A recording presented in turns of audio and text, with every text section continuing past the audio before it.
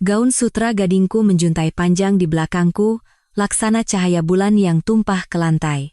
Setiap langkahku di sepanjang lorong altar yang tak berujung menggema di langit-langit melengkung yang tinggi di Gereja Katedral Jakarta. Sinar matahari yang menembus kaca patri menebarkan kepingan-kepingan pelangi di atas lantai marmer. Kepingan-kepingan itu seolah menari, berkilauan selaras dengan detak jantungku yang bergemuruh bagai guntur di dalam dada. Melodi organ yang megah menyelimuti ruangan, tetapi yang kudengar hanyalah deru darah yang mengalir deras di telingaku. Aku menatap Baskara Wijoyo, yang berdiri jauh di depan altar. Ia tampak seolah dipahat dari mimpi zaman Renaissance.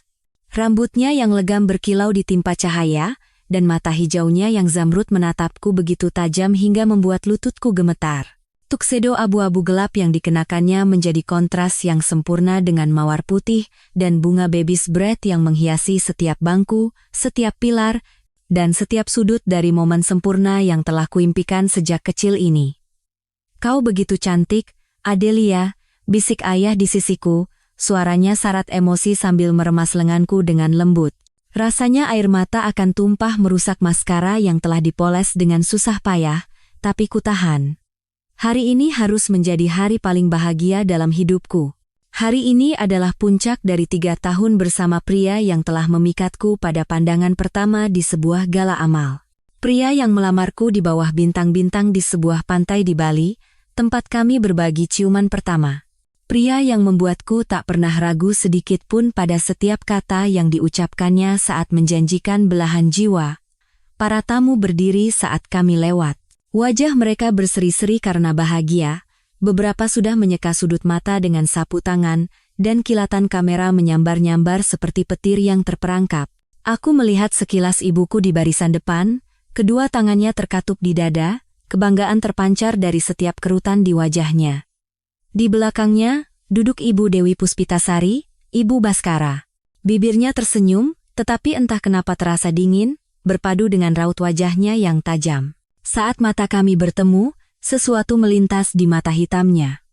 Aku tidak tahu persis apa itu, tetapi rasanya punggungku meremang dingin meski udara di dalam katedral terasa hangat. Jangan konyol, aku memarahi diriku sendiri. Ini hanya gugup. Kegelisahan hari pernikahan. Semuanya sempurna. Namun, saat aku terus berjalan menuju Baskara, mataku menangkap sosok Ayu Lestari di antara para pengiring pengantin.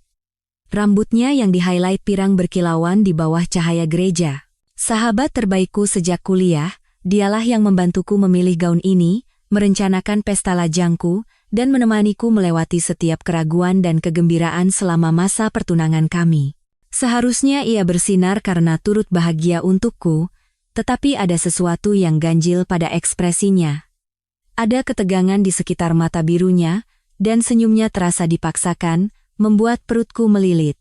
"Hentikan," aku membentak pikiranku yang liar.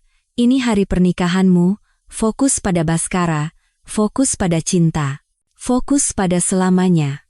Saat ayah meletakkan tanganku di tangan Baskara, kehangatannya yang akrab menenangkanku. Jari-jarinya kuat dan percaya diri, tetapi aku bisa merasakan getaran halus saat ia menggenggam tanganku. Aku mendongak menatap wajahnya untuk mencari kepastian, dan kulihat tatapannya sejenak menyapu kerumunan tamu sebelum kembali padaku. "Saudara-saudari terkasih," suara Romo bergema di dalam gereja yang hening.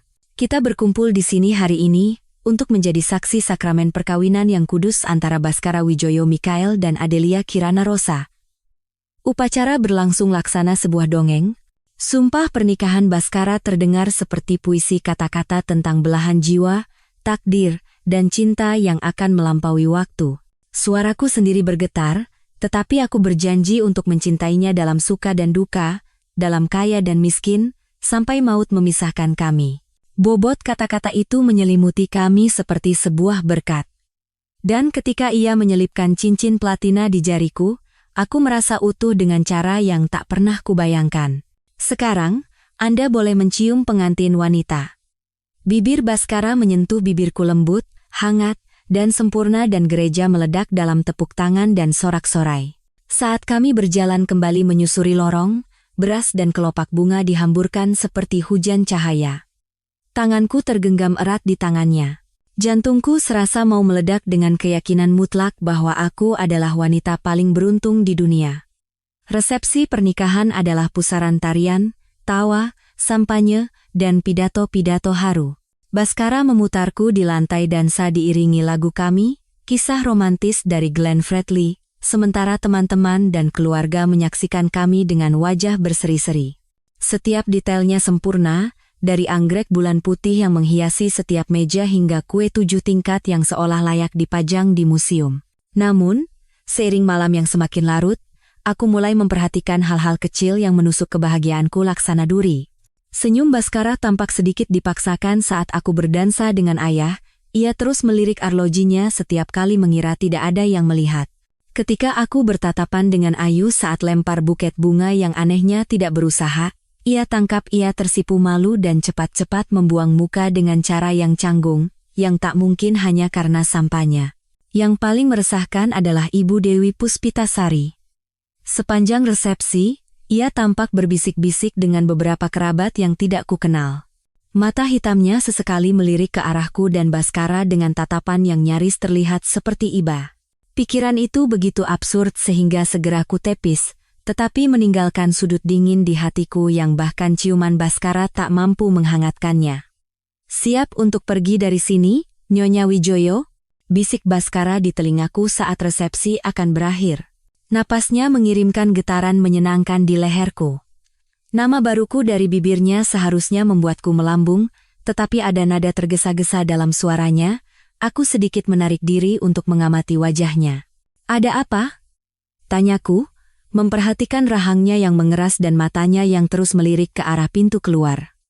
"Tidak, tentu saja tidak," katanya, tetapi tawanya terdengar hampa. "Aku hanya tidak sabar ingin memulai bulan madu kita." Kami mengucapkan selamat tinggal di tengah hujan pelukan dan ucapan selamat. Hujan kelopak mawar dan kembang api menerangi jalan kami menuju limosin yang menunggu. Rumah keluarga Baskara yang kini menjadi rumah kami telah menanti. Sebuah rumah megah peninggalan Belanda di kawasan Menteng, tempat keluarganya telah tinggal selama beberapa generasi. Di sanalah kami akan menghabiskan malam pertama pernikahan kami sebelum terbang ke Paris keesokan paginya, untuk memulai sisa hidup kami sebagai suami istri. Saat mobil menaiki jalan masuk yang berkelok, rumah itu tampak menjulang besar dengan latar belakang langit berbintang. Jendela-jendela dengan teralis tradisionalnya berkilauan seperti mata yang mengawasi di bawah cahaya bulan. Tanaman rambat memanjat dinding batu dan pohon-pohon kenari tua menebarkan bayangan-bayangan berkelok di taman yang terawat apik. Ada keindahan yang kuno namun sedikit menyeramkan, dan malam ini, rasanya lebih mengintimidasi daripada romantis. Baskara terdiam selama perjalanan. Tangannya berada di atas lututku, tetapi pandangannya terpaku pada sesuatu di luar jendela. Ketika aku mencoba memulai percakapan tentang pernikahan, tentang betapa sempurnanya segalanya, jawabannya singkat dan mekanis. "Aku sudah menyiapkan kamar tamu di paviliun timur untuk Ayu," katanya tiba-tiba, memecah keheningan yang panjang. Aku mengerjap, bingung. "Ayu pulang dengan orang tuanya, kau tidak ingat? Dia tidak menginap malam ini." Wajah Baskara tampak kosong sejenak, lalu ia menggelengkan kepala dengan senyum yang dipaksakan. "Oh, benar. Tentu saja. Maaf, aku hanya lelah. Hari yang panjang." Namun, penjelasannya tidak meredakan kegelisahan yang tumbuh di dalam diriku. Ini sama sekali tidak seperti Baskara. Ia biasanya sangat perhatian, fokus padaku, terutama di saat-saat penting. Dan malam ini, yang seharusnya menjadi malam terpenting dalam hidup kami, ia tampak seperti orang asing berwajah suamiku. Limosin berhenti di depan gerbang utama yang megah, dan sopir turun untuk membukakan pintu. Baskara membantuku keluar, tangannya mantap tetapi terasa formal, bukan penuh gairah. Gemerisik gaunku berbisik saat kami menaiki tangga batu menuju pintu kayu jati raksasa, yang gagang kuninganannya berkilauan di bawah lampu teras. Saat kami melangkah masuk, rumah itu remang-remang, bayangan berkumpul di setiap sudut dan menari di sepanjang dinding yang dihiasi potret leluhur Baskara.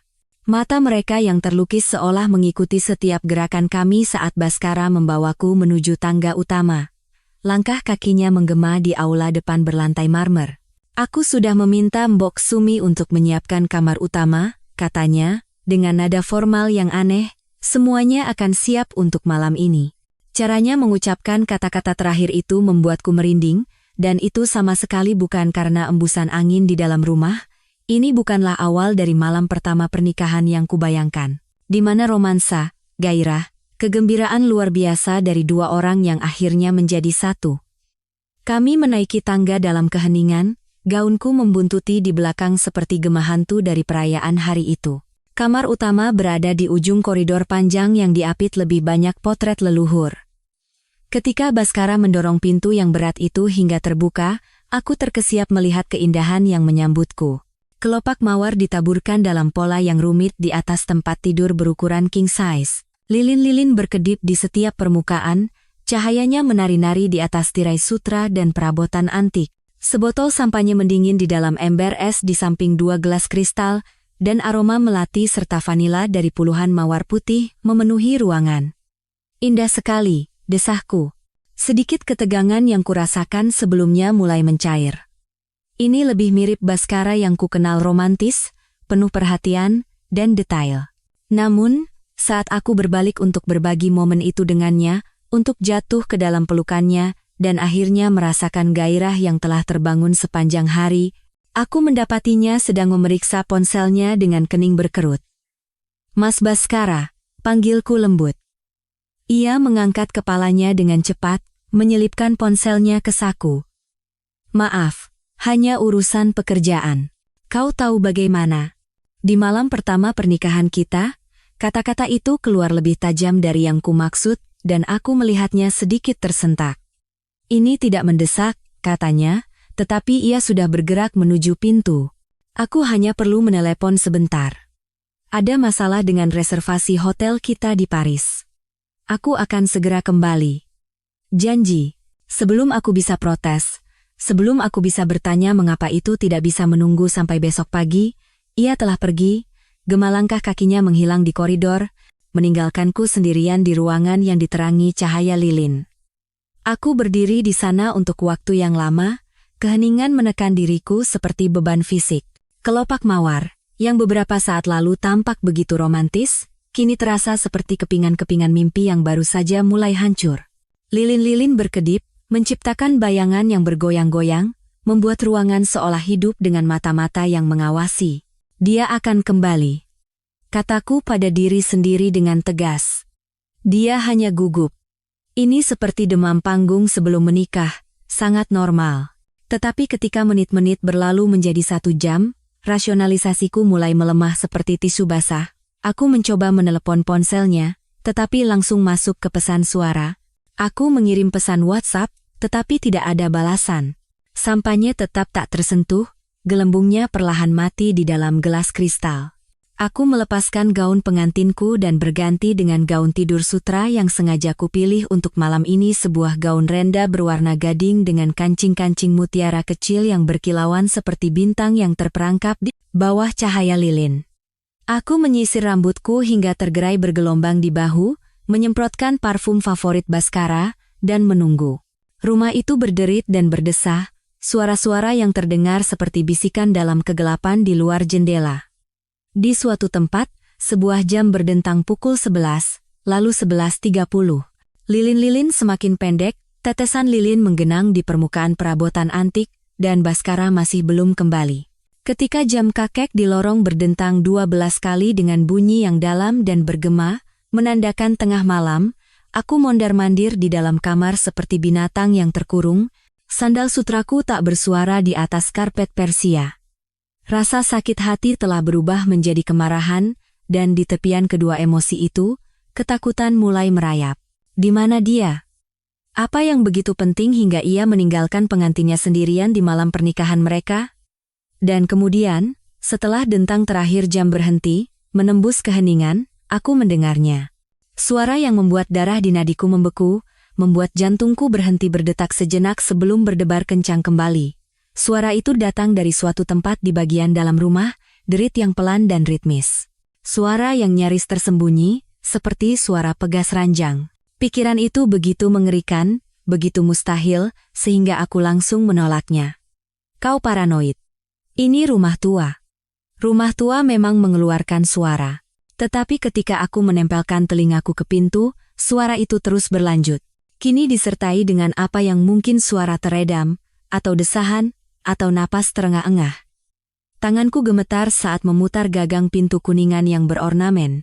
Aku membuka pintu sedikit, cukup untuk menyelinap ke koridor. Koridor itu membentang seperti terowongan, hanya diterangi oleh lampu-lampu dinding yang menciptakan genangan cahaya kuning di antara bayang-bayang panjang.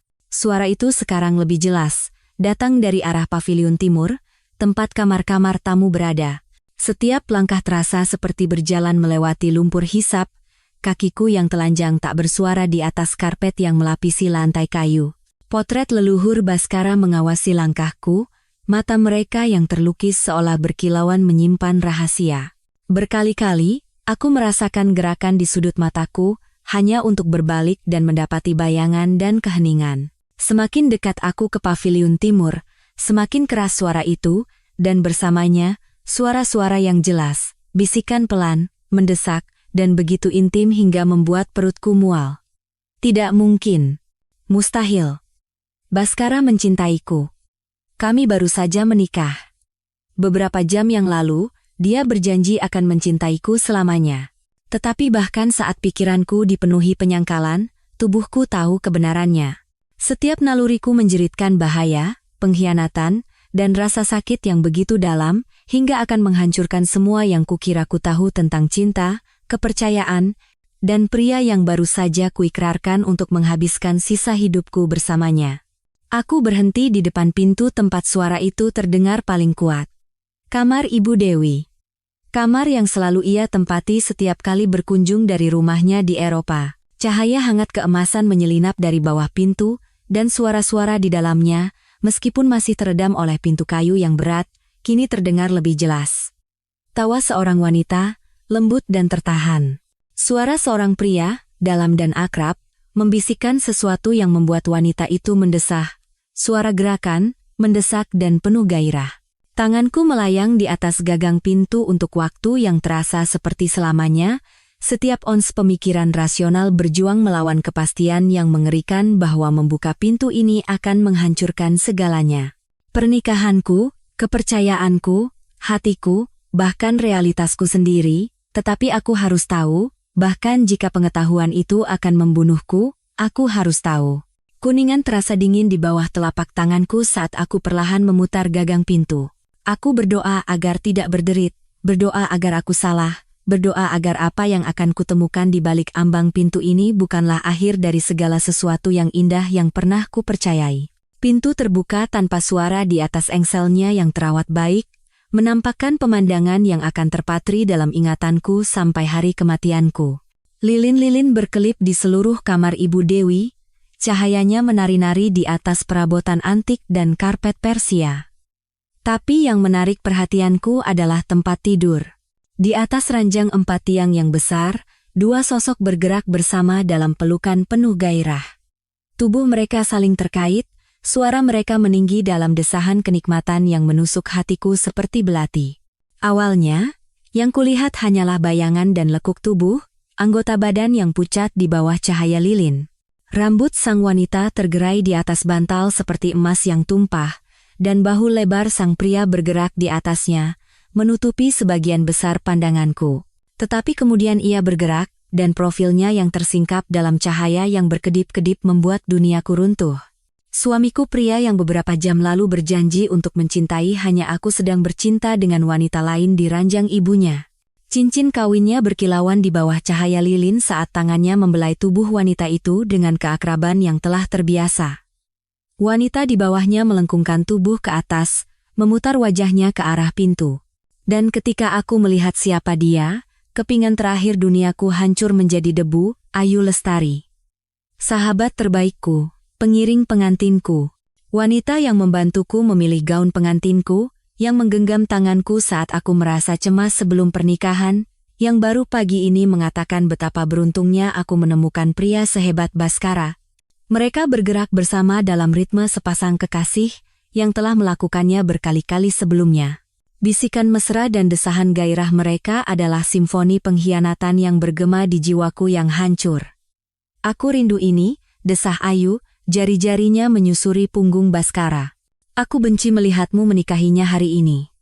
Aku harus melakukannya, jawab Baskara, suaranya serak karena nafsu, tapi sekarang sudah selesai. Dia tidak akan pernah curiga. Kita akhirnya bisa bersama, seperti yang selalu kita rencanakan. Kata-kata itu menghantamku seperti pukulan fisik, setiap kata merampas napasku hingga aku pusing karena kekurangan oksigen. Seperti yang selalu kita rencanakan. Sudah berapa lama ini berlangsung? Sudah berapa lama aku hidup dalam kebohongan? Bagaimana jika dia tahu? Suara Ayu diwarnai nada khawatir yang mungkin akan menyentuh hatiku jika bukan karena pengkhianatan yang sedang mereka lakukan. Dia tidak akan tahu, kata Baskara dengan kekejaman yang percaya diri. Adelia terlalu mudah percaya, terlalu naif. Dia hanya melihat apa yang ingin dia lihat. Selain itu, setelah malam ini, kita akan memiliki akses ke dana perwaliannya. Kita bisa menghilang kemana saja di dunia ini. Dana perwalian.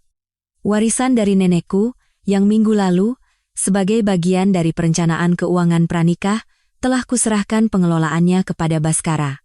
Warisan yang kupercayakan padanya karena aku mencintainya, karena aku percaya ia akan selalu memikirkan kepentinganku. Pengkhianatan itu begitu sempurna, begitu terencana, hingga sejenak aku tidak bisa memprosesnya. Ini bukanlah kelemahan sesaat, bukan kesalahan sekali yang lahir dari kegelisahan pranikah atau kebingungan. Ini adalah penipuan yang disengaja, yang direncanakan bahkan sebelum aku mengenal Baskara. Aku pasti mengeluarkan suara terkesiap, atau isak tangis, atau ekspresi keputusasaan yang tak disadari. Dua sosok di ranjang itu membeku. Kepala Baskara menoleh ke arah pintu, dan di bawah cahaya lilin, aku melihat wajahnya berubah dari gairah menjadi keterkejutan, lalu menjadi sesuatu yang mungkin adalah rasa bersalah, jika ia adalah manusia yang mampu merasakan emosi seperti itu. Adelia. Namaku jatuh dari bibirnya seperti kutukan. Ayu berebut menarik selimut menutupi tubuhnya, wajahnya kini memerah karena sesuatu yang lebih dari sekadar gairah rasa malu, ketakutan, dan sesuatu yang hampir tampak seperti kelegaan. Aku bisa jelaskan, Baskara memulai, tetapi suaranya terdengar kosong dan mekanis. Seolah-olah itu adalah rekaman kata-kata yang tidak pernah ia harapkan akan perlu ia putar. Jelaskan? Kata itu keluar nyaris seperti bisikan, tetapi terasa bergema di keheningan yang tiba-tiba memenuhi ruangan. Bagaimana kau bisa jelaskan? Jelaskan apa? Aku melangkah sepenuhnya ke dalam ruangan, gaun tidur sutraku berdesir di udara yang pekat dengan bau seks dan pengkhianatan serta kematian kepolosan. Keduanya menatapku dengan mata terbelalak, seperti predator yang tertangkap basah memangsa buruannya. Bagaimana kau bisa menjelaskan bahwa suamiku berada di ranjang dengan sahabat terbaikku di malam pernikahan kami? Suaraku semakin kuat, kini didorong oleh kemarahan yang nyaris suci. Bagaimana kau bisa menjelaskan bahwa semua ini sudah direncanakan? Bahwa kalian berdua mencuri uangku? Bahwa seluruh pernikahanku adalah sebuah kebohongan? Ini tidak seperti yang kau lihat, kata Ayu dengan suara kecil yang menyedihkan. Aku tertawa, dan suaranya begitu pahit hingga aku sendiri pun tersentak. Tidak seperti yang kulihat, kau telanjang di ranjang dengan suamiku, membicarakan rencana untuk mencuri uangku. Dan kau bilang ini tidak seperti yang kulihat? Baskara mengayunkan kakinya ke sisi ranjang, mencari pakaiannya. Adelia, tolong. Biarkan aku jelaskan. Ini rumit. Rumit? Aku berteriak sekarang, melepaskan semua kepura-puraan pengendalian diri. Apa yang rumit dari pengkhianatan? Apa yang rumit dari kebohongan? Apa yang rumit dari menghancurkan hidup seseorang demi uang? Kau tidak akan mengerti. Aku mengerti dengan sempurna. Kata-kata itu meledak dariku bersama emosi yang telah terpendam bertahun-tahun. Kau tidak pernah mencintaiku. Semua ini, seluruh hubungan kita, hanya demi warisanku. Adakah yang nyata dari semua ini? Sedikit pun? Keheningan yang menyusul sudah cukup sebagai jawaban. Wajah Baskara pucat, tetapi tidak ada penyesalan di sana, tidak ada rasa sakit atas penderitaan yang telah ia sebabkan, hanya kalkulasi. Roda-roda di kepalanya berputar saat ia mencoba mencari cara untuk meminimalkan kerusakan pada rencananya yang telah disusun dengan cermat. Jika kau mau tenang dan mendengarkan tenang, sesuatu di dalam diriku putus. Benang terakhir yang menahan kewarasanku. Kau menyuruhku tenang. Aku memberimu segalanya, hatiku, tubuhku, masa depanku, uangku. Aku memberikan semua yang kumiliki, dan ini caramu membalasnya? Ayu tetap diam selama percakapan ini, memegangi selimut di dadanya. Tapi sekarang ia angkat bicara, dengan kemarahan yang tidak pantas, yang hanya bisa dimiliki oleh orang yang benar-benar egois. Seharusnya tidak seperti ini, katanya. Kau tidak seharusnya tahu.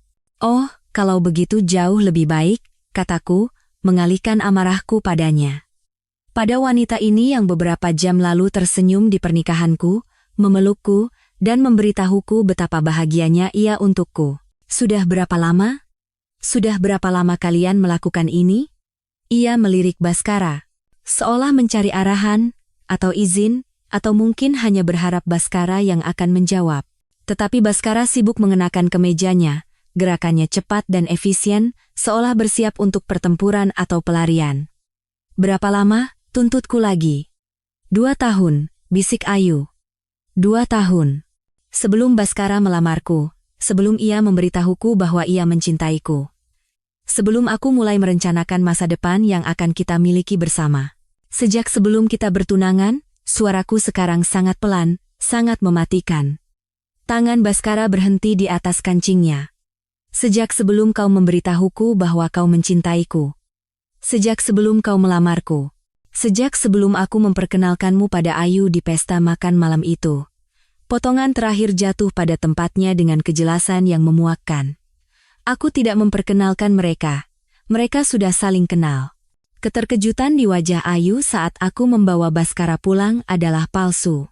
Chemistry di antara mereka, yang kuanggap sebagai karena keduanya penting bagiku, adalah nyata, tetapi karena alasan yang sama sekali salah, kalian merencanakan ini sejak awal, itu bukanlah pertanyaan. Kalian mencari tahu tentangku, tentang warisanku, lalu kau memastikan untuk bertemu denganku di gala amal itu. Kau memastikan aku jatuh cinta padamu, keheningan Baskara sudah cukup sebagai pengakuan. Dan kau, aku kembali menatap Ayu, kau membantunya. Kau berpura-pura menjadi temanku, memberitahunya semua kelemahanku, memberitahunya cara yang tepat untuk membuatku jatuh cinta padanya. Air mata kini mengalir di wajahnya, tetapi itu lebih karena frustrasi daripada penyesalan sejati. Kau harus mengerti, Adelia. Baskara dan aku punya sejarah, kami bersama lebih dulu. Itu bukan alasan, teriakku. Itu bukan alasan untuk menghancurkan hidup seseorang. Jika kalian ingin bersama, seharusnya kalian bersama saja. Jangan libatkan aku. Kami butuh uang, kata Baskara akhirnya, suaranya datar, melepaskan semua kepura-puraan cinta atau penyesalan. Keluarga Ayu mengusirnya, dan bisnisku sedang hancur. Warisan nenekmu adalah solusi untuk kedua masalah kami. Kekejaman yang acuh tak acuh dari pernyataan itu, cara ia berbicara tentang hidupku dan cintaku seolah-olah itu hanyalah transaksi keuangan, hampir lebih merusak daripada pengkhianatan itu sendiri. Keluar, suaraku sangat pelan, sangat dingin. Adelia keluar dari rumah ini. Kalian berdua. Sekarang juga. Ini rumahku, kata Baskara, ada nada berbahaya dalam suaranya. Sesuatu yang membuatku mundur selangkah. Sebenarnya, sebuah suara terdengar dari ambang pintu, ini rumahku. Kami semua menoleh untuk melihat Ibu Dewi Puspitasari berdiri di pintu masuk kamarnya. Meskipun sudah larut malam, rambut hitamnya tertata sempurna, dan ekspresinya lebih dingin dari musim dingin. Ia mengenakan gaun hitam yang elegan seolah-olah menghadiri pemakaman dan mungkin memang begitu. Ibu, Baskara memulai, tetapi Ibu Dewi mengangkat satu tangannya yang terawat sempurna, aku sudah cukup mendengar. Aksennya membuat setiap kata terdengar seperti pisau yang membelah sutra, lebih dari cukup. Anda tahu, bisikku, menatap wanita ini yang beberapa jam lalu menyambutku ke dalam keluarga, tersenyum dan bersulang seolah-olah ia mendapatkan menantu perempuan yang ia dambakan. Mata hitam Ibu Dewi bertemu denganku, dan di dalamnya aku melihat sesuatu yang tak terduga, penyesalan. Aku curiga, katanya pelan, tapi aku berharap aku salah. Aku berharap putraku lebih terhormat dari ini. Ibu tidak mengerti. Aku mengerti dengan sempurna. Suara Ibu Dewi bisa membekukan api. Kau menikahi wanita muda yang cantik dan penuh kepercayaan ini demi uangnya, lalu berselingkuh dengan sahabatnya. Kau berencana untuk mencuri darinya dan meninggalkannya. Kau telah menodai nama baik keluarga kita dan melanggar setiap sumpah yang kau ucapkan di hadapan Tuhan. Wajah Baskara melewati serangkaian ekspresi terkejut, marah, perhitungan sebelum mengeras menjadi kemarahan defensif. Dia tidak akan pernah tahu uang itu hilang. Dia punya lebih dari yang dia tahu harus diapakan. Bukan itu intinya. Ketenangan Ibu Dewi retak sejenak, menampakkan kemarahan di baliknya. Intinya adalah kau seorang pencuri dan pembohong dan aib bagi semua yang dijunjung tinggi oleh keluarga ini. Ia berbalik ke arahku, ekspresinya sedikit melembut. Aku minta maaf, Nak, lebih dari yang bisa kau bayangkan. Aku ingin kau tahu bahwa rumah ini milikku, dan kau boleh tinggal di sini selama yang kau mau. Ia melirik Baskara dan Ayu dengan penghinaan yang tak terselubung. Tidak. Ibu, apa maksud ibu ini milik ibu? Tuntut Baskara. Ibu Dewi tersenyum, dan itu seperti serigala yang memperlihatkan giginya. Apakah kau benar-benar berpikir aku akan meninggalkan rumah keluarga kita kepada seorang putra yang akan menjualnya untuk mendanai kebiasaan judinya? Rumah ini, tanah ini, semuanya atas namaku. Kau tidak punya klaim apapun di sini. Implikasi dari pernyataan itu menghantam Baskara seperti pukulan fisik. Bukan hanya rencananya untuk mencuri uangku yang telah gagal, tetapi ia juga kehilangan rumah yang ia yakini akan ia warisi. Ibu tidak bisa melakukan ini, katanya. Aku sudah melakukannya. Ibu Dewi mengeluarkan dokumen terlipat dari tasnya. Aku sudah mengubah surat wasiatku. Kau tidak mendapatkan apa-apa. Bukan rumah, bukan investasi, bukan bisnis keluarga. Tidak ada. Tapi aku anak ibu, kau dulu anakku. Sekarang, kau hanyalah orang asing yang kebetulan berbagi DNA-ku. Sifat final dalam suaranya, pemutusan total hubungan keluarga, tampaknya lebih mengejutkan Baskara daripada apapun yang telah terjadi sejauh ini. Ia menatap ibunya seolah baru pertama kali melihatnya. Dan kau, Nona Ayu Lestari, Ibu Dewi mengalihkan perhatiannya pada mantan sahabatku, sebaiknya kau kumpulkan barang-barangmu dan pergi. Sebelum aku menelepon polisi dan membuatmu diseret keluar karena masuk tanpa izin. Ayu bergegas turun dari tempat tidur, masih memegangi selimut di tubuhnya, wajahnya coreng-moreng karena air mata dan maskara. Pakaianmu ada di kamar tamu tempat kau meninggalkannya saat datang untuk merayu putraku, kata Ibu Dewi dengan ketepatan yang sedingin es. Aku beri kau 5 menit. Saat Ayu bergegas keluar dari kamar, Ibu Dewi kembali menatap Baskara. Dan kau, bersihkan dirimu dan barang-barangmu dari rumah ini sebelum matahari terbit. Setelah itu, kau akan dianggap sebagai penyusup. Aku harus pergi kemana?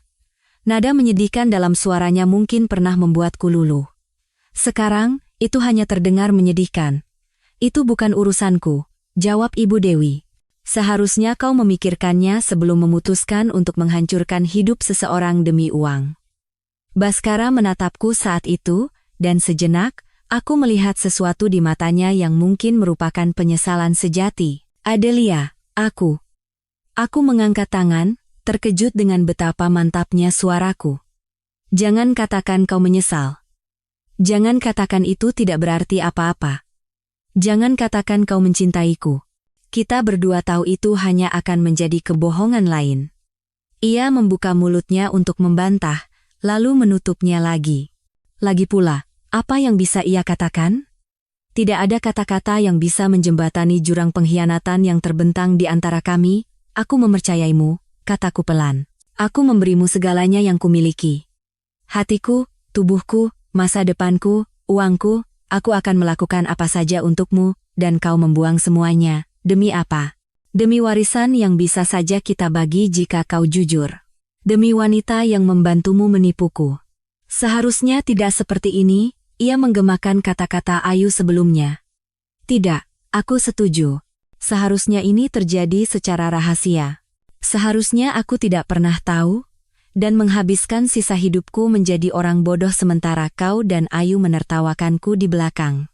Kebenaran dari itu, kekejaman yang acuh tak acuh dari rencana awal mereka, tampaknya baru saja sampai padanya untuk pertama kalinya.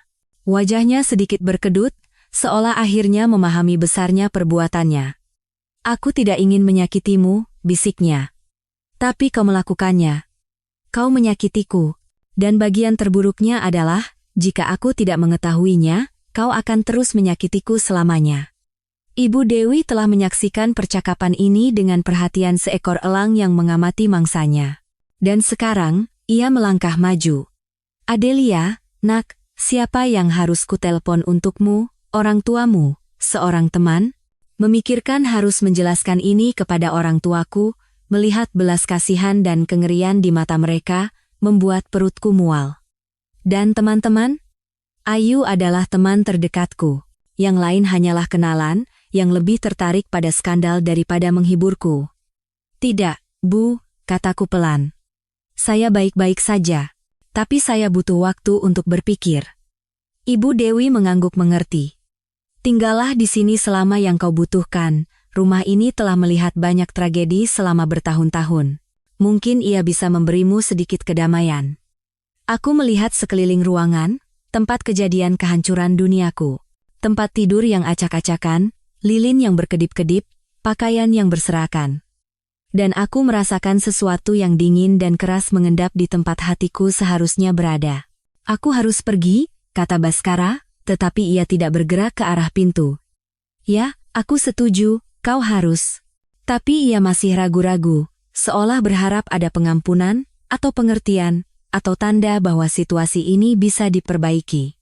Adelia, apa yang kita miliki adalah kebohongan, kataku, kata-kataku datar dan final. Semuanya. Setiap ciuman, setiap aku cinta kamu, setiap janji. Itu semua adalah bagian dari rencanamu. Tidak semuanya, protesnya. Ada bagian yang nyata. Perasaanku padamu berguna, aku menyelesaikan kalimatnya. Berguna, tapi tidak nyata. Jika itu nyata, kau tidak akan bisa melakukan ini. Ia tersentak seolah aku menamparnya, tetapi aku tidak merasa puas menyakitinya.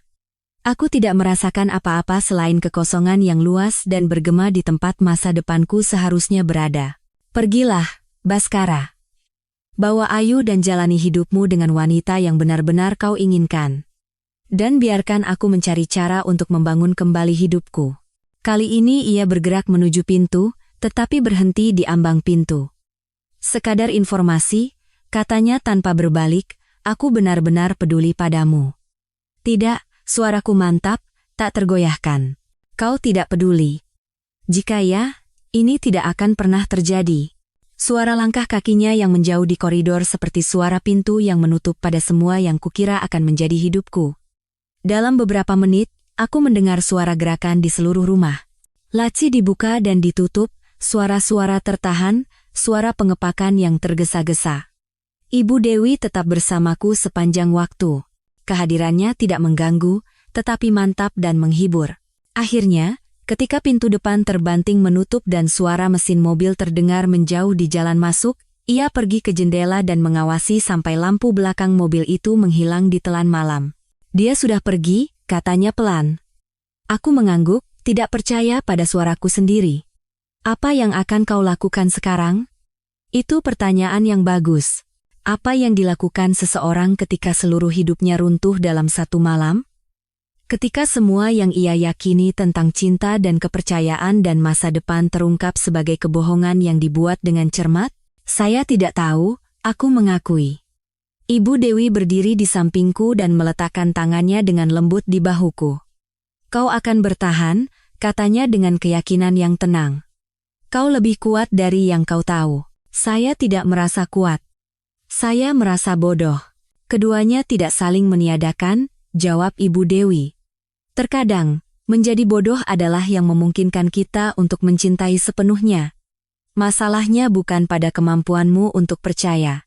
Masalahnya ada pada kemampuan mereka untuk berkhianat. Kami berdiri dalam keheningan sejenak, dikelilingi oleh bukti mimpi-mimpiku yang hancur. Akhirnya, Ibu Dewi angkat bicara lagi. Ada hal lain yang perlu kau tahu, katanya hati-hati. Aku menatapnya, tidak yakin apakah aku bisa menahan pengungkapan lain. Para tamu pernikahan keluarga kita, keluargaku, teman-teman kita.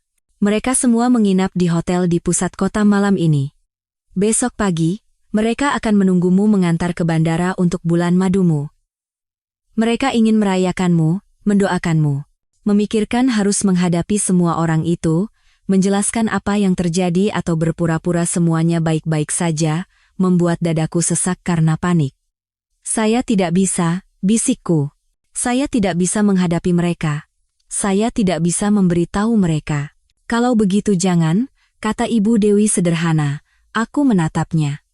Apa maksud Anda? Senyum perlahan merekah di wajahnya, setajam bisa memotong kaca. Maksudku, Baskara dan Ayu telah membuat pilihan mereka.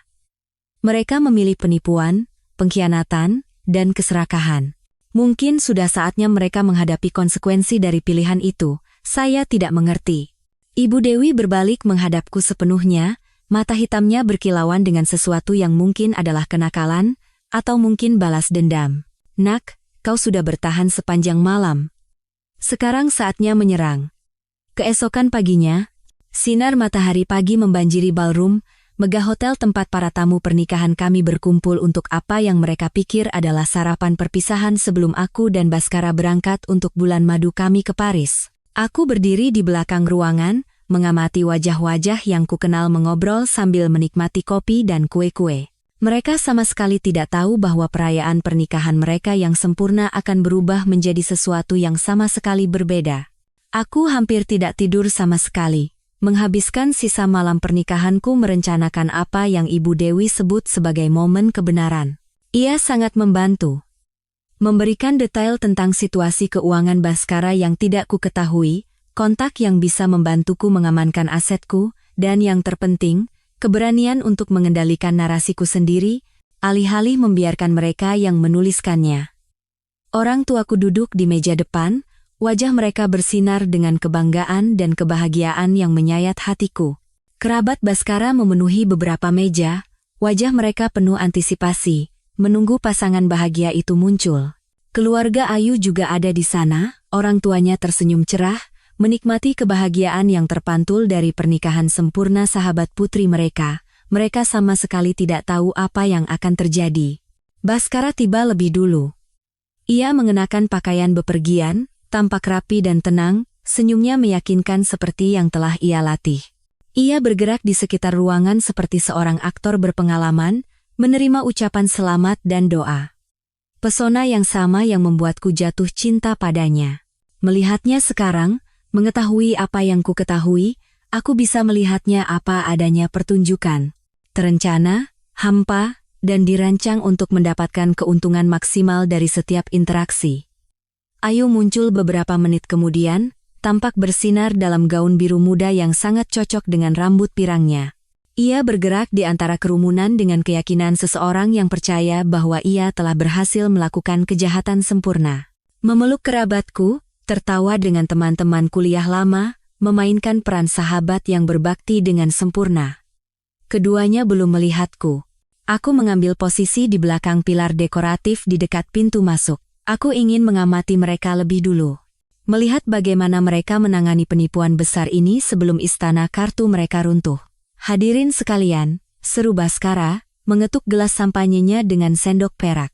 Ruangan perlahan menjadi hening, semua perhatian tertuju pada suamiku saat ia bersiap untuk berpidato kepada para tamu. Terima kasih banyak telah bergabung dengan kami pagi ini.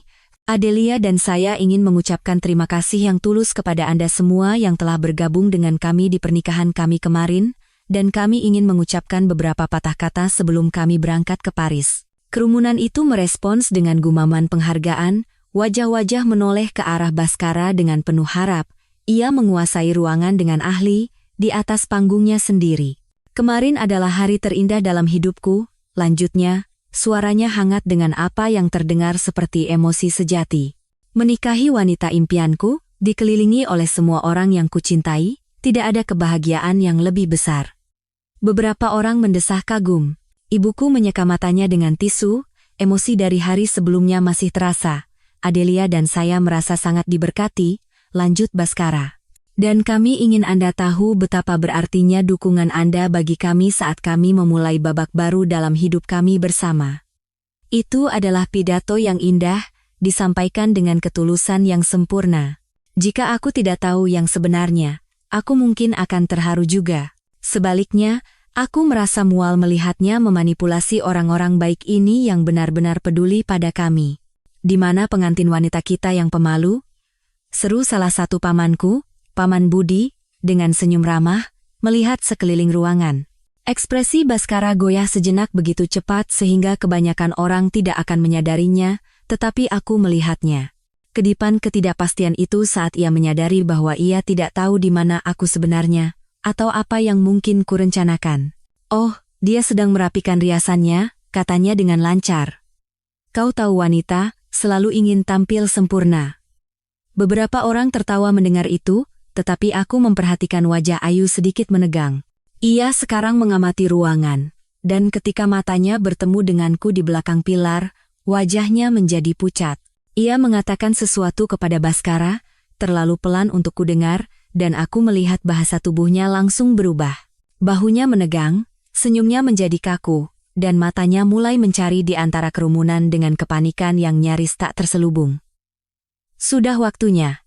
Aku melangkah keluar dari balik pilar dan berjalan melewati kerumunan dengan langkah yang terukur. Percakapan mereda saat orang-orang menyadari kehadiranku, wajah mereka cerah dengan kasih sayang dan rasa ingin tahu tentang apa yang akan kukatakan. Aku mengenakan gaun hitam sederhana pilihan yang disengaja untuk suasana pemakaman dan cincin kawinku jelas tidak ada di jariku. Aku telah meninggalkannya di meja samping tempat tidur Ibu Dewi, bersama dengan catatan yang berterima kasih atas kebaikannya dan berjanji untuk tetap berhubungan. Adelia, panggil ibuku, bangkit dari kursinya dengan tangan terbuka. Pengantin kita yang cantik. Aku mencium pipi ibuku dan menerima pelukannya, tetapi tatapanku tetap tertuju pada Baskara. Wajahnya telah menjadi abu-abu, dan aku bisa melihat pikirannya berpacu, mencoba mencari tahu apa yang akan kukatakan. Selamat pagi, semuanya. Suaraku terdengar jelas di seluruh ballroom. Terima kasih telah datang pagi ini, dan terima kasih telah merayakan bersama kami kemarin. Itu benar-benar waktu yang mencerahkan. Mata Baskara sedikit melebar mendengar pilihan kataku, tetapi ia mempertahankan ketenangannya. Ada sebuah cerita yang ingin saya bagikan dengan Anda semua. Lanjutku, berjalan ke depan ruangan untuk berdiri di samping Baskara. Sebuah cerita penting tentang pernikahan saya. Adelia, bisik Baskara dengan napas tertahan. Apa yang kau lakukan? Aku mengabaikannya, memusatkan perhatian pada lautan wajah penuh harap di depanku. Kemarin, saya pikir saya menikahi pria impian saya. Suaraku mantap, meskipun ada badai emosi yang bergejolak di dalam diriku. Saya pikir saya memulai petualangan terbesar dalam hidup saya dengan seorang pria yang mencintai saya sebesar saya mencintainya. Gumaman persetujuan menyebar di antara kerumunan. Beberapa orang tersenyum, jelas mengharapkan deklarasi cinta yang tulus. Tapi tadi malam, saya menemukan sesuatu yang mengubah segalanya. Suhu di ruangan itu berubah. Senyum goyah saat orang-orang merasakan sesuatu yang gelap dalam nada bicaraku. Tolong, kata Baskara. Suaranya mendesak tetapi cukup pelan sehingga hanya orang-orang terdekat yang bisa mendengar. Jangan lakukan ini. Kita bisa menyelesaikannya. Aku berbalik menghadapnya sepenuhnya, dan pada saat itu, aku membiarkan semua rasa sakit dan pengkhianatan terlihat di wajahku. Bisakah kita, Baskara? Bisakah kita menyelesaikan fakta bahwa kau menghabiskan malam pernikahan kita di ranjang dengan sahabat terbaikku? Keheningan yang menyusul begitu sempurna sehingga kau bisa mendengar pin jatuh. Lalu bisikan-bisikan itu dimulai. Napas terengah-engah, seruan tak percaya, suara kursi bergeser saat orang-orang bergerak untuk melihat drama yang sedang berlangsung dengan lebih baik. Wajah Baskara melewati serangkaian ekspresi penyangkalan, kemarahan, perhitungan sebelum mengeras menjadi pengendalian kerusakan yang putus asa. Bukan begitu, kau tidak mengerti apa yang kau lihat. Saya mengerti dengan sempurna. Suaraku memotong protesnya seperti pisau. Saya mengerti bahwa seluruh hubungan ini adalah kebohongan yang dirancang untuk mendapatkan akses ke warisan saya. Saya mengerti bahwa kau dan Ayu telah merencanakan pengkhianatan ini selama 2 tahun. Saya mengerti bahwa pernikahan saya hanyalah transaksi bisnis bagimu. Ruangan itu meledak dalam seruan terkejut. Ayahku bangkit, wajahnya gelap karena marah, ditahan oleh paman-pamanku. Ibuku membeku di kursinya, satu tangan menekan dadanya seolah ia kesulitan bernapas. Apakah ini benar? Tuntut Paman Baskara, Bapak Rudi, yang telah memberikan salah satu pidato semalam. Baskara membuka mulutnya untuk menjawab, tetapi aku belum selesai. Ayu, panggilku, berbalik menghadap mantan sahabatku. Ia berdiri di dekat meja prasmanan, bersandar pada dinding. Wajahnya seputih susu, dan tangannya gemetar, mencengkeram tasnya seperti pelampung. Maukah kau memberitahu semua orang sudah berapa lama kau dan Baskara tidur bersama? Atau haruskah saya? Adelia, tolong, bisik Ayu. Tetapi suaranya terdengar di keheningan yang mengerikan itu. 2 tahun, aku mengumumkan ke seluruh ruangan. Mereka berselingkuh selama 2 tahun, merencanakan penipuan rumit ini untuk mencuri warisan nenek saya. Dana yang sama yang dengan bodohnya saya serahkan pengelolaannya kepada Baskara minggu lalu. Reaksinya langsung dan meledak-ledak. Ayahku maju ke arah Baskara dengan niat membunuh, ditahan oleh paman-pamanku. Ibu Ayu mulai menangis, menutupi wajahnya karena malu. Kerabat Baskara berteriak-teriak mengajukan pertanyaan dan tuduhan, wajah mereka campuran dari keterkejutan, rasa malu, dan kemarahan. Di tengah semua kekacauan itu, Baskara berdiri membeku, topengnya yang dibuat dengan susah payah, akhirnya hancur di bawah beban pengungkapan publik. Tahukah Anda bagian yang paling menyedihkan? Lanjutku, suaraku entah bagaimana tetap mantap meskipun ada kekacauan di sekitarku, saya akan memberikan apapun yang Anda minta. Jika Anda jujur, jika Anda mengatakan Anda butuh uang, saya akan membantu Anda. Tapi sebaliknya, Anda memilih untuk menghancurkan saya demi itu. Adelia, Baskara mencoba sekali lagi, meraih lenganku. Aku mundur, menghindari sentuhannya seolah-olah itu racun. Jangan sentuh aku. Jangan bicara padaku. Jangan pernah mendekatiku lagi. Aku menoleh ke ruangan untuk terakhir kalinya. Saya ingin Anda semua tahu bahwa saya baik-baik saja. Saya terluka, tentu saja, tapi saya baik-baik saja. Dan saya ingin Anda tahu bahwa pengkhianatan ini tidak mengatakan apa-apa tentang cinta, atau pernikahan, atau kepercayaan secara umum. Ini hanya mengatakan sesuatu tentang karakter orang-orang yang memilih penipuan daripada kejujuran. Aku menatap lurus ke arah Ayu, yang sekarang terisak-isak secara terbuka. Aku mempercayakan hatiku padamu, dan kau menjualnya demi uang. Kuharap itu sepadan. Akhirnya, aku kembali menatap pria ini, Baskara, yang kurang dari 24 jam yang lalu adalah duniaku. Kalian berdua pantas mendapatkan satu sama lain, kataku pelan. Kalian sempurna untuk satu sama lain. Dan dengan itu, aku berbalik dan berjalan menjauh dari reruntuhan kehidupan lamaku, menuju apapun yang akan datang. Bulan-bulan berikutnya adalah pusaran proses hukum, pemulihan aset, dan rekonstruksi emosional. Baskara memang telah mentransfer sebagian besar warisanku ke rekening yang ia kendalikan, tetapi pengacara Ibu Dewi tanpa ampun mengejarnya. Dalam beberapa minggu, semua uang dikembalikan, ditambah dengan denda yang cukup besar yang membuat bisnis Baskara yang sudah goyah menjadi bangkrut total. Keluarga Ayu, yang ngeri dengan tindakan putri mereka, memutuskan hubungan dengannya sepenuhnya.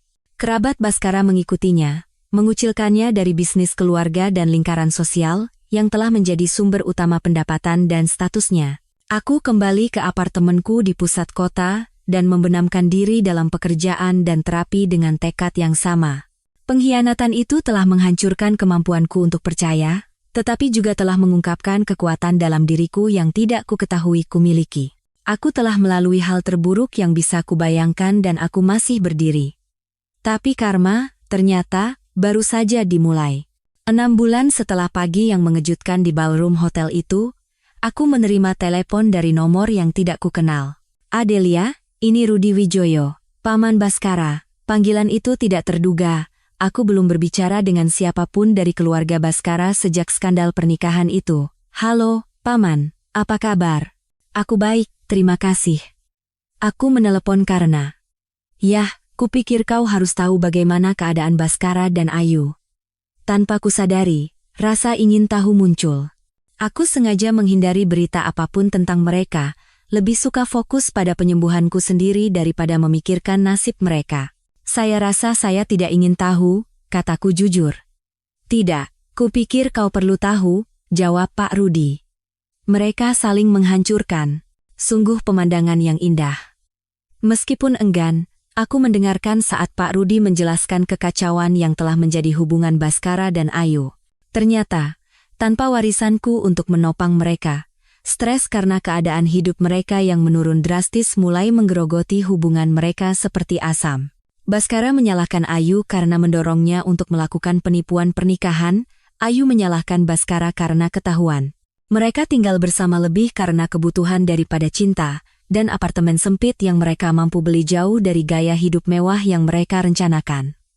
Baskara mulai minum-minum, lanjut Pak Rudi. Dia kehilangan sisa bisnisnya, dan sekarang dia kesulitan mendapatkan pekerjaan tetap. Ayu bekerja di sebuah department store, dan kudengar dia membenci setiap detiknya. "Sayang sekali," kataku, dan aku terkejut karena aku bersungguh-sungguh. Bukan karena aku merasa kasihan pada mereka, tetapi karena kehancuran hidup mereka terasa hampa daripada memuaskan. "Ada lagi," kata Pak Rudi. Mereka terus-menerus bertengkar. Tetangga sudah menelepon polisi 2 kali karena kekerasan dalam rumah tangga. Ayu mencoba meninggalkannya bulan lalu, tetapi ia tidak punya tempat tujuan. Keluarganya tidak mau menerimanya kembali, dan ia membakar semua jembatan lainnya saat semua ini terungkap. Gambaran yang dilukiskan Pak Rudi adalah tentang 2 orang yang terperangkap dalam penjara yang mereka ciptakan sendiri. Pengkhianatan mereka telah meracuni tidak hanya korban mereka, tetapi juga diri mereka sendiri. "Mengapa Anda memberitahukan ini kepada saya?" tanyaku. Pak Rudi terdiam sejenak. "Karena aku ingin kau tahu bahwa keadilan telah ditegakkan. Mungkin bukan di pengadilan, tetapi mereka memilih untuk membangun kebahagiaan mereka di atas kehancuran kebahagiaanmu. Dan ternyata, itu bukan fondasi yang sangat stabil." Setelah menutup telepon, aku duduk lama di apartemenku, memproses apa yang baru saja kupelajari. Sebagian dari diriku merasa puas, mereka mendapatkan apa yang pantas mereka dapatkan. Tetapi bagian yang lebih besar merasa hampa, seolah-olah penderitaan mereka mengurangi, bukannya mengesahkan, penyembuhanku sendiri. Saat itulah aku menyadari, pemulihan sejati berarti melepaskan kebutuhan agar kedamaianku ditentukan oleh hukuman mereka. Konsekuensi mereka adalah milik mereka untuk ditanggung. Penyembuhanku adalah milikku untuk diklaim. Setahun kemudian, aku bertemu Rian. Ia adalah kebalikan dari Baskara dalam segala hal. Jika Baskara licin dan menawan, Rian tulus dan mantap. Jika Baskara fokus pada apa yang bisa kuberikan padanya, Rian tertarik padaku sebagai pribadi. Ia tahu ceritaku sejak awal, tentang pengkhianatan dan masalah kepercayaan yang ditimbulkannya, dan ia sabar dengan penyembuhanku dengan cara yang secara bertahap membangun kembali keyakinanku pada kemungkinan cinta yang jujur. Hubungan kami berkembang perlahan, hati-hati, dengan transparansi yang tidak mungkin terjadi sebelum pengalamanku dengan Baskara. Kesabaran dan konsistensi Rian secara bertahap meyakinkanku bahwa tidak semua pria adalah predator, tidak semua pesona adalah manipulasi, dan tidak semua cinta bersyarat. 2 tahun setelah hari pernikahanku yang membawa bencana, Rian melamarku di pantai yang sama tempat Baskara pernah membuat janji yang tidak pernah ia niatkan untuk ditepati. Tetapi jika lamaran Baskara adalah pertunjukan yang dirancang untuk memanipulasi emosiku, lamaran Rian sederhana, jujur, dan sepenuhnya berfokus pada hubungan kami yang tulus.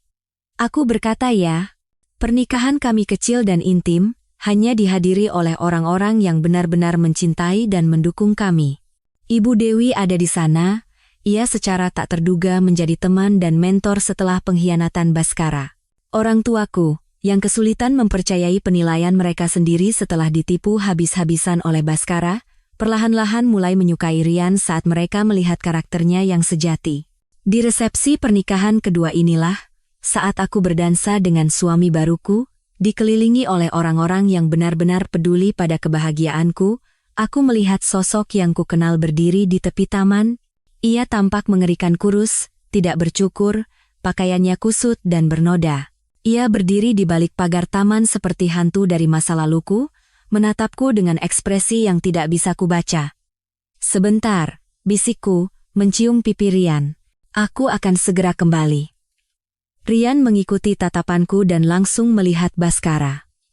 Rahangnya mengeras, tetapi ia hanya mengangguk. "Mau kutemani?" "Tidak," kataku, terkejut dengan betapa tenangnya perasaanku.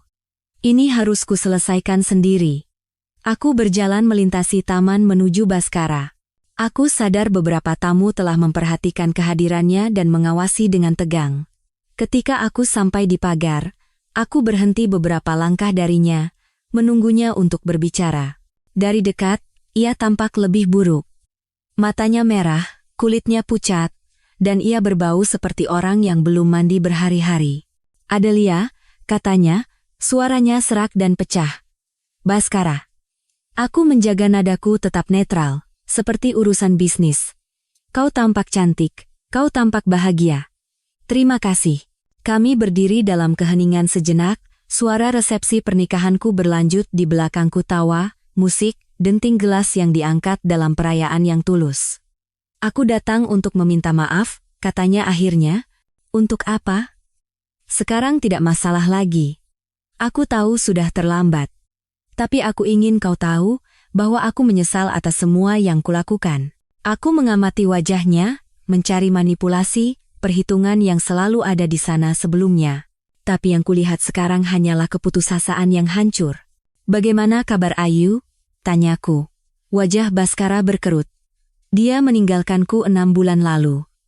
Katanya dia tidak tahan lagi melihat wajahku. Tidak tahan dengan apa yang telah kami alami. "Dan sekarang kau sendirian." "Sepenuhnya." Ia tertawa, tetapi itu lebih seperti isak tangis. Tidak ada uang, tidak ada pekerjaan, tidak ada keluarga, tidak ada teman. Semua orang yang pernah peduli padaku tidak mau bicara denganku lagi. "Itu karma," kataku sederhana. Aku tahu ini yang pantas kudapatkan. Tapi Adelia, aku ingin kau tahu bahwa perasaanku padamu adalah nyata. Mungkin dimulai sebagai bagian dari rencana, tapi di suatu titik itu menjadi nyata. Aku menatap pria hancur ini yang pernah menjadi duniaku, dan aku tidak merasakan apa-apa.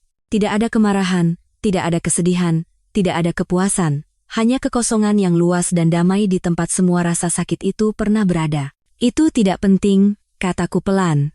Apakah itu nyata atau tidak? Itu tidak penting lagi."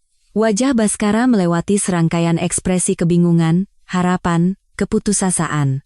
"Aku memaafkanmu," lanjutku, "dan saat aku mengatakannya, aku menyadari itu benar. Bukan untukmu, tapi untukku. Aku memaafkanmu karena menyimpan kemarahan meracuni kebahagiaanku." Kata-kata itu tidak berarti apa-apa selain bahwa aku berdamai dengan apa yang terjadi. Itu berarti aku berharap kau menemukan cara untuk memiliki kehidupan yang lebih baik, tetapi itu tidak berarti aku menginginkanmu dalam hidupku. Baskara menatapku untuk waktu yang lama, dan aku bisa melihatnya memproses finalitas kata-kataku. "Kau benar-benar bahagia," katanya, ada nada heran dalam suaranya, seolah-olah ia terkejut bahwa hal seperti itu mungkin terjadi setelah apa yang ia lakukan padaku. "Ya, aku bahagia. Dengan pria ini. Dengan diriku sendiri," aku mengoreksi. "Rian luar biasa, tapi kebahagiaanku tidak bergantung padanya, sama seperti dulu kebahagiaanku bergantung padamu. Aku belajar untuk menjadi utuh sendirian." Pernyataan ini tampaknya lebih memukul Baskara daripada apapun yang telah kukatakan. Wajahnya berkerut, dan sejenak aku pikir ia akan menangis. "Aku merusak segalanya," bisiknya. "Kau merusak apa yang kita miliki, aku setuju, tapi kau tidak merusakku, kau tidak bisa." Aku mundur selangkah dari pagar, siap untuk kembali ke kehidupanku yang sebenarnya, pernikahanku yang sebenarnya, kebahagiaanku yang sebenarnya. "Selamat tinggal, Baskara." "Adelia, tunggu." Aku berbalik, dan pada saat itu, aku melihatnya dengan jelas, mungkin untuk pertama kalinya. Bukan sebagai pria menawan yang memikatku, Bukan sebagai penjahat yang mengkhianatiku, tetapi sebagai manusia yang sangat cacat yang telah membuat pilihan-pilihan mengerikan dan sekarang hidup dengan konsekuensinya. Aku tidak bisa memberimu apa yang kau cari, kataku lembut. Aku tidak bisa mengampunimu, atau menghilangkan rasa bersalahmu, atau membuat hidupmu lebih baik. Itu harus kau lakukan sendiri.